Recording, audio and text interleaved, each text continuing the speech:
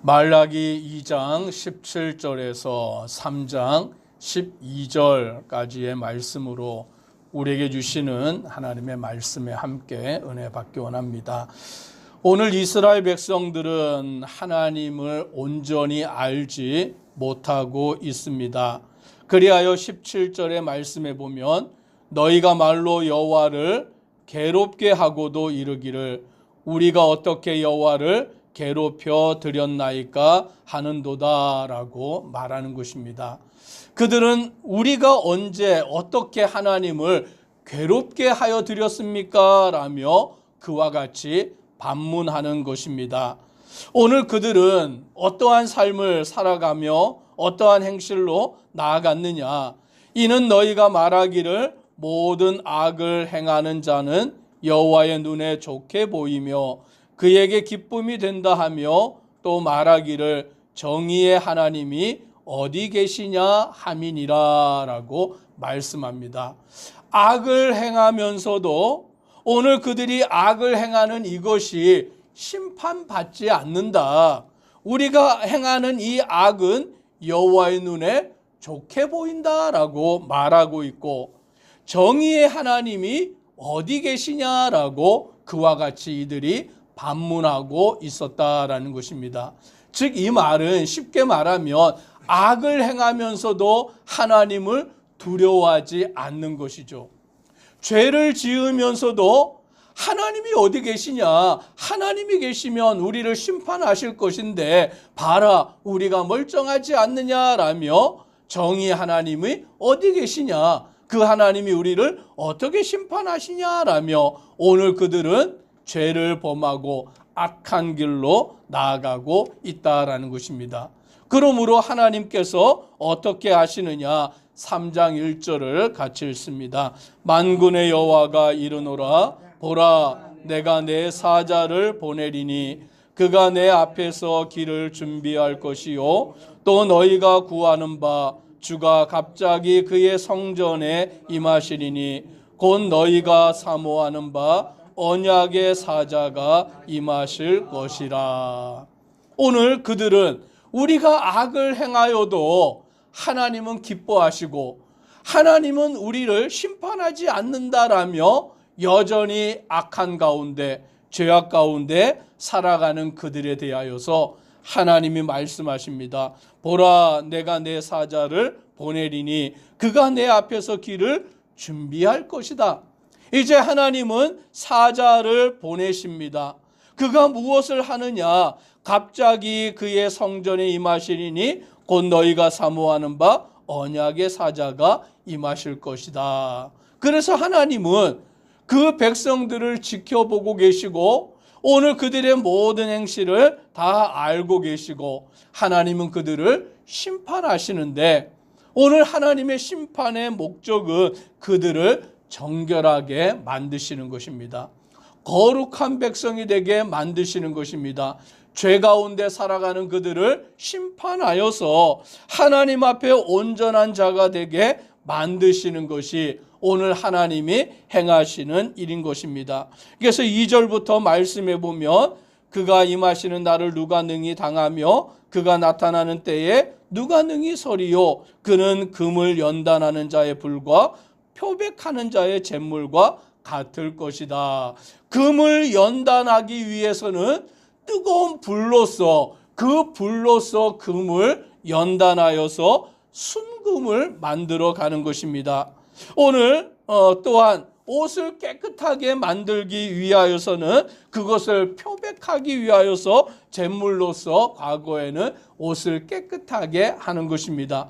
이와 같이 하나님이 금을 연단하는 불과 표백하는 잿물과 같이 오늘 이스라엘 백성들을 심판하심을 통하여서 연단하심을 통하여서 그들을 의롭게 만들고 거룩하게 만들고 하나님 앞에 온전한 자가 되게 만드신다라고 말하여 주시는 것입니다. 그래서 3절에 보니 이렇게 말합니다. 같이 읽습니다. 그가 은을 연단하여 깨끗하게 하는 자 같이 앉아서 레위 자손을 깨끗하게 하되 금, 은 같이 그 그들을 연단하리니 그들이 공의로운 제물을 나 여호와께 바칠 것이라.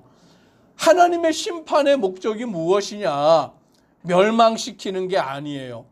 관계를 끊어버리는 게 아니라 죄 가운데 살아가는 그들, 죄 가운데 살아가면서도 하나님이 어디 계시냐, 하나님이 우리를 어떻게 심판하시냐라고 말하는 그들을 하나님은 심판을 통하여서 그들을 연단하시고, 그들을 연단하셔서 금과 은과 같이 그들을 만드시고 하나님 앞에 깨끗한 자가 되게 하시는, 하나님 앞에 거룩한 자가 되게 만드시는 그와 같은 일을 행하시는 것입니다.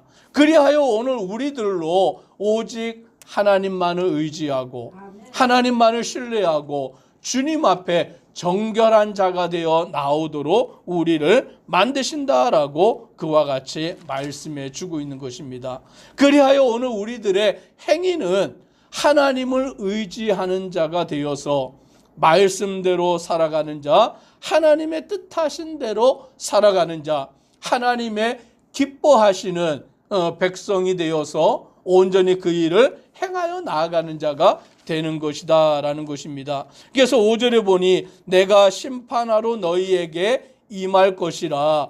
점치는 자에게와 간음하는 자에게와 거짓 맹세하는 자에게와 품꾼에 싸게 대하여 억울하게 하며 과부와 고아를 압제하며 나그네를 억울하게 하며 나를 경외하지 아니하는 자들에게 속히 증언하리라. 만군의 여호와가 말하였느니라 라고 말씀합니다. 하나님이 이스라엘 백성들을 거룩하게 만드시는데, 그들을 정결하게 만드시는데, 하나님의 백성들로 만드시는데 오늘 어떠한 자들에게 그렇게 하시느냐?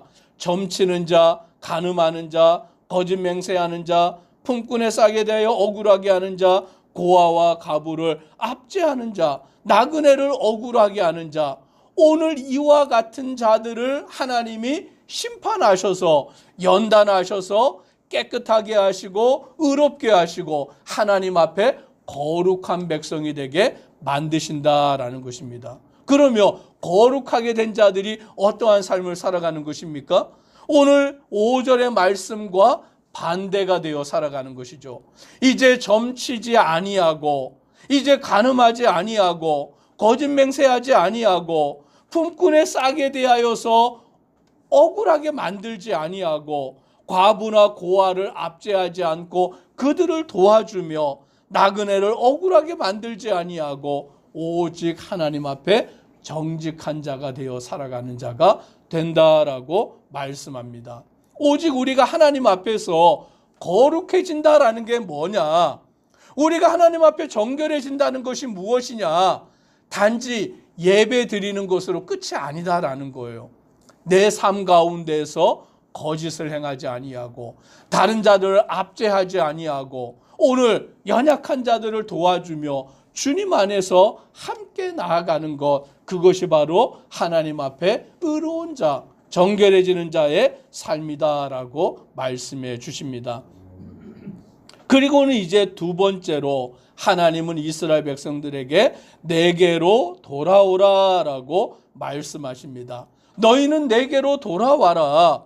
내게로 돌아와서 이제 나와 함께 하자라고 말씀하시는데, 오늘 이스라엘 백성들은 말하기를 우리가 어떻게 하여야 돌아가리까? 라고 또한 질문을 하는 것입니다.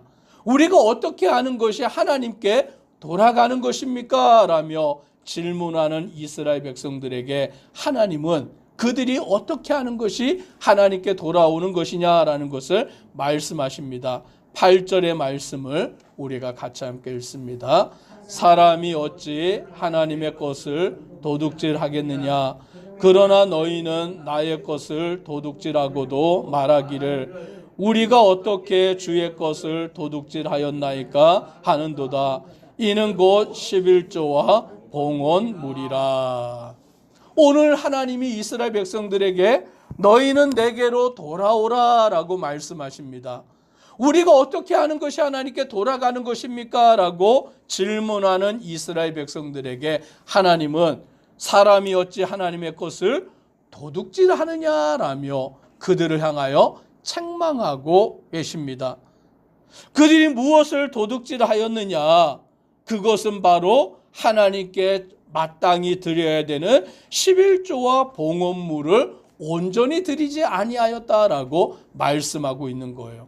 즉 하나님께 온전히 드려야 되는 그 11조, 하나님께 드려야 마땅한 그 봉헌물을 드리지 아니하고 그것을 자기의 것인 양 살아가는 그들을 향하여서 하나님께 온전히 11조 봉헌물을 드리는 것이 하나님께 돌아오는 것이다 라고 말씀합니다.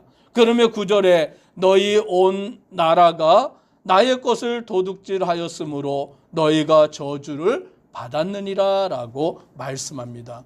오늘 저와 우리 성도님들은 하나님의 것을 도둑질하지 않기를 주의 이름으로 축복합니다.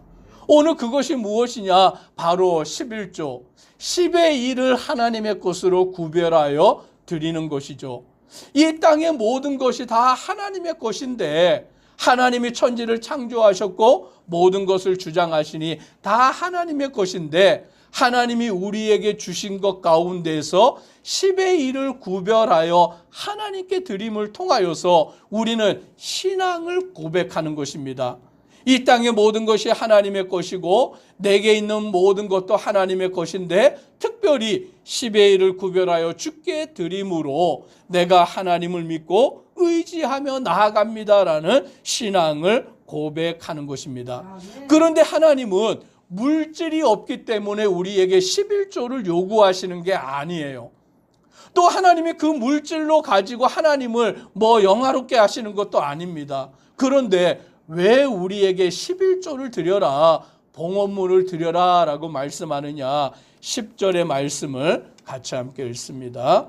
만군의 여호와가 이르노라 너희의 온전한 11조를 창고에 들여 나의 집에 양식이 있게 하고 그곳으로 나를 시험하여 내가 하늘 문을 열고 너희에게 복을 쌓을 곳이 없도록 붙지 아니하나 보라. 아멘. 11조를 하나님께 바쳐라 라는 그 하나님의 말씀의 의미가 뭐냐라고 할 때에 하나님이 물질이 없기 때문에 11조를 바쳐라 말씀하는 것이 아니라 무엇을 주시기 위함인 것입니까? 우리에게 복을 주시기 위함인 거예요. 오늘 우리는 나에게 열이 있는데 하나를 드리며 9밖에 없으니까 내가 손해야 라고 생각할 수 있지만 하나님의 계산법은 그렇지 않아요. 오늘 하나님의 계산법은 어떠냐면 내가 10을 가진 것 가운데 하나를 하나님의 것으로 구별하여 드리면 하나님은 우리에게 더 많은 것을 주시겠다라고 약속해 주시는 줄 믿으시기를 바랍니다. 이게 하나님의 계산법인 것이죠. 하나님이 없어서 우리에게 11조를 바쳐라라는 것이 아니라 11조를 드림으로 이 땅의 모든 것이 하나님의 것입니다. 믿음으로 고백하는 자에게 하나님은 약속하여 주시기를 내가 하늘의 문을 열고 너희에게 복을 쌓을 곳이 없도록 붙지 아니하나 보라라고 약속해 주십니다. 그러므로 우리는 10 중에서 하나를 하나님께 드리지만 하나님은 하늘의 문을 여셔서 우리에게 놀라운 복을 약속해 주십니다. 그래서 11절로 말씀해 보면 메뚜기를 이제 하나님은 금하셔서 그 메뚜기가 우리의 양식들을 먹지 못하게 하시고 포도나무의 열매가 기한 전에 떨어지지 않게 하셔서 풍성한 열매를 맺게 하십니다. 12절 같이 읽습니다. 너희 땅이 아름다워짐으로 모든 이방인들이 너희를 복되다 하리라. 만군의 여호와의 말이니라. 하나님이 복 주시니까 이방인들이 뭐라고 말합니까? 너희를 복되다 하리라 라고 그와 같이 말한다라는 것이죠.